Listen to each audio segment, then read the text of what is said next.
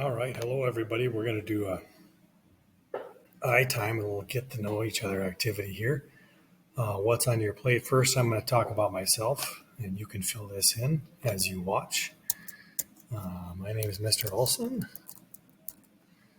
Activities I like to do. I like to run. I run most days. I've run a couple of marathons back in my 30s. Now I'm in my 40s, and I don't do that distance anymore. But most days I'll do between 4 and 5 miles. On the days that I don't run, I like to bike. I live about 11 miles away from North Campus, and I try to bike commute.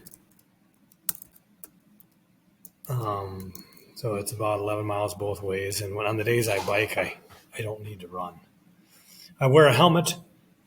Got to worry about tire pressure so I don't get flat tires. That's kind of if I don't plan my route and I get a flat tire, then it takes a while to repair the tire. So maybe some of you guys are bikers out there, but I've had that experience of biking. I've got a road bike with real skinny tires.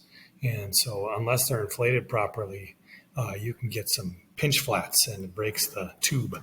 I don't have a tubeless tire, but if you're a biker, you know about that. So those are a couple of things that I do. Activities, runner, bike commuter. Oh, I also play softball. I'm on a team that when the weather's right, we play every week. All right, interests. Let's see. I like the Vikings. Football. Maybe you guys are Vikings fans out there. I've lived in Minnesota all my life, and I've always cheered for the Vikings. So if they win, I feel good, and if they don't, I kind of like, what's going on? So I'm hopeful for a good season this year, and we'll see how it goes. Other interests that I have, I like the Twins, so Twins baseball.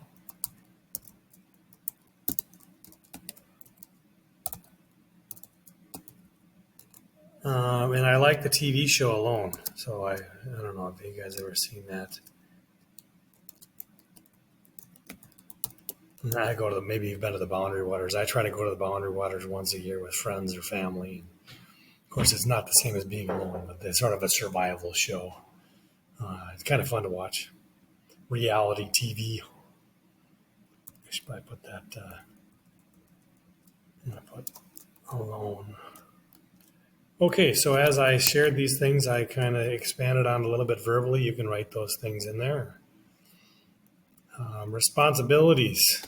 Oh, let's see here. I'm a husband.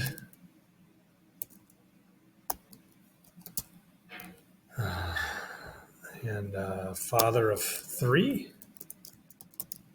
I have 3 teenagers at home, a son and 2 daughters. So that's some of my responsibility. I'm a dog owner. We got a dog, a little puppy, a little over a year ago now. And so that's kind of we got to walk him and share those responsibilities. And let's see, other responsibilities, I guess, home maintenance, home, car, and bike maintenance. These are things I find myself having to do, right? Getting oil changed. I try to change oil in my cars by myself just because it's more convenient, and then getting them checked up. But we got 3 cars now. One of my kids drives around, and my wife has a car, and so I try to.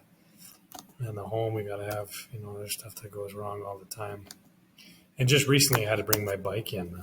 One of the derailleurs, the spring broke, so I couldn't change gears. So those are some of my responsibilities. Oh, I also am a son, so maybe you guys son. So I have my mom and dad are still going. They're getting older now, but I feel my responsibility to them is different. And a sibling. I've got 3 siblings. So those are relationship responsibilities that I have there. And relationships are hard work, and so that's part of it. Miscellaneous. Oh my goodness. I've taught here at North for 24 years. I've had maybe some of your parents or people your parents' age I've had in this classroom before. So that's kind of new. Education has changed quite a bit. We didn't have Chromebooks, and I could talk more about that. No Chromebooks. We didn't have. I used chalkboards. We didn't have whiteboards in this room when I first started. So that's kind of, if you want to talk to me about that. I'm a fluent Spanish speaker. I did live and teach abroad when I was younger. So if you are a Spanish speaker, I try to practice that. I lived abroad, lived and worked in Honduras. So maybe you know somebody who lives Central America, Honduras. I lived and taught there for a year out of college. So I still remember those experiences. But I did take high school Spanish, and then I went around, and as I practiced what I had learned in high school, I got to be pretty good at the language. All right, so those are things about me.